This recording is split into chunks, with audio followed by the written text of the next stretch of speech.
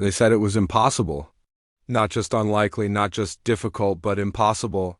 That a girl from a dusty, broken neighborhood and a boy from a world of suits, conferences, and crystal chandeliers could never find something as honest, as enduring as love. They said people like them don't even talk, let alone dream together, but what they forgot was that love doesn't ask for permission. It doesn't care about status or rules. And sometimes all it takes is one unexpected moment to begin rewriting a story the world never believed in. This is that story. Meher was a quiet girl. Not silent, but quiet in the kind of way that comes from growing up in a place where your dreams are often laughed at before you can even finish speaking them. She lived in a cramped home at the end of a narrow street, with walls that peeled from heat and a heart that bore its own weathered cracks. Her father worked double shifts, her mother stitched clothes to help with rent, and Meher, she studied. Not because anyone told her to, but because something in her refused to accept the life everyone said she was meant for. In between her job at a bakery and taking care of her younger brother, Meher found escape in books novels that spoke of places she'd never seen, and lives she'd only dared to imagine. Ayaan, on the other hand, had everything Meher didn't. Born into a world of privilege, the son of a wealthy industrialist, he had never ridden a bus, never skipped a meal, never had to explain why his shoes didn't match. But even in that world of abundance, Ayaan felt strangely incomplete. People around him chased profits, polished their images, attended meaningless galas. Yet no one seemed to truly feel anything. He longed for something real, something that couldn't be bought or branded. They met on a rainy afternoon neither of them had planned. Meher had missed her usual bus, drenched and clutching her cracked phone, when she stepped into a small community library near the market just to get out of the rain. Ayaan was there, visiting as part of some outreach program his mother had organized, more out of obligation than interest.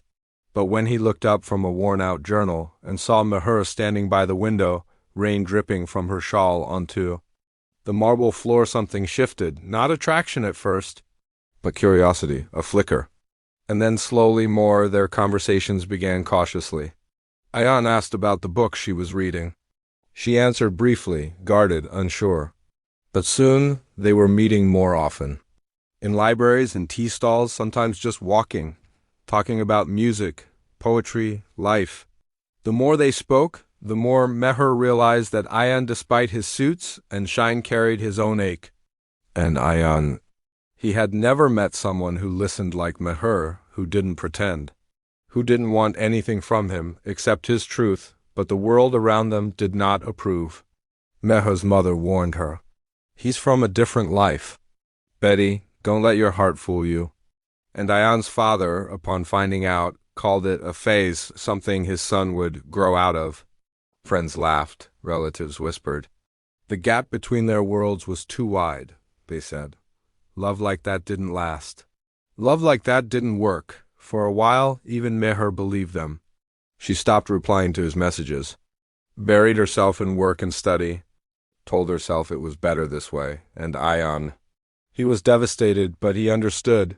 He thought maybe she deserved better than the war that loving him would bring.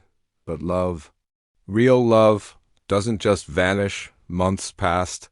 One day, Meher received a small parcel. Inside was a journal her favorite author. The inside cover had a note in Ayaan's handwriting. You said love needs courage. I finally found mine. I'll wait for you at the same bench. Friday, 5 p.m.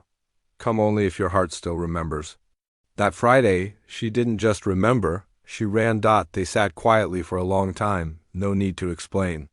And in that silence they made a decision not to fight the world, but to build one of their own. Slowly, with patience, they began creating a space where both their truths could exist. Ayaan took a break from his family business and joined a nonprofit helping underserved students. Meher got a scholarship thanks to a program Ayaan secretly supported. They worked, they struggled, but they never gave up on each other. Standing under the same tree where they first shared tea, they said their vows. No grand stage. No designer clothes, just a small circle of people who believed including Meher's teary-eyed mother and Ayaan's once stubborn father, who finally realized that love wasn't about fitting in, it was about showing up.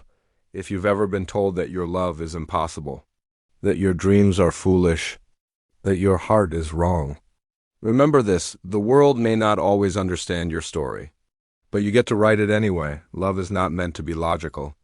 It's meant to be true. If this story touched your heart, don't forget to like the video, subscribe to our channel Everyday Grace, and share this message with someone who still believes in love, because no matter what they say, love can prove them wrong.